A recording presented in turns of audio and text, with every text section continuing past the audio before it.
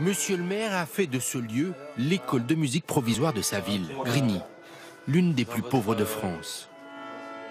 Le bâtiment est une ancienne maternelle. 700 enfants y passent chaque semaine.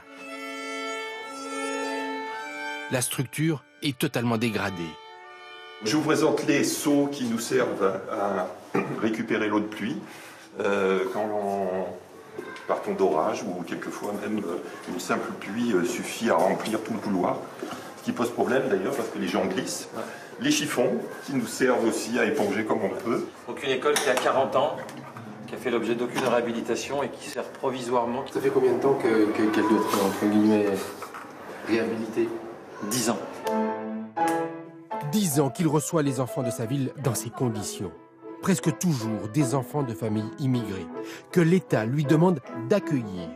Le maire se demande combien de temps il pourra tenir, travailler dans ces conditions.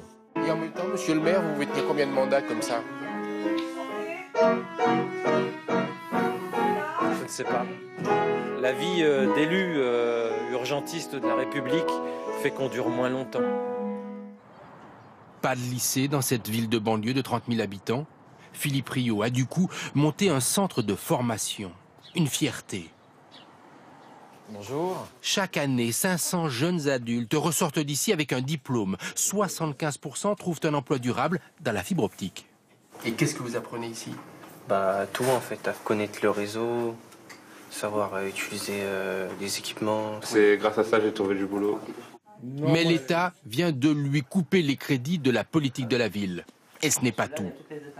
Quand ils nous ont baissé les volumes horaires, ils nous ont augmenté l'administratif.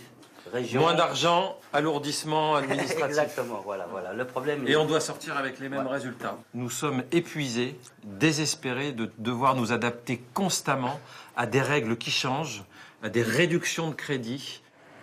Ces tergiversations de l'État usent tous les maires de banlieue. Exemple, à Chanteloup-les-Vignes. Madame la maire doit rénover une partie de ce quartier populaire.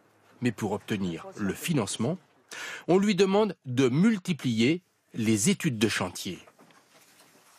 Tant qu'on a des études, l'argent il n'est pas sur la table pour démolir et pour reconstruire. Voilà. Pour l'instant, il n'y a pas l'argent.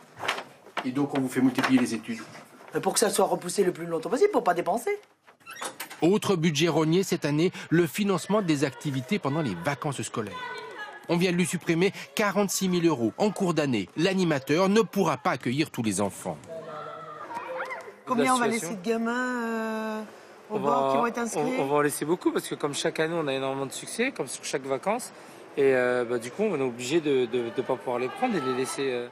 Conséquence, les enfants resteront dehors. À Chanteloup-les-Vignes, cela peut vite devenir un problème. Je me souviens, en février, ça a donné des petits conflits, puis tout de plus en plus grands avec la police, jusqu'au dernier vendredi où ça a explosé. On a eu une véritable émeute. Les maires de banlieue attendent les moyens de l'État. Le temps est compté. Certains, face à la crise, envisagent de démissionner.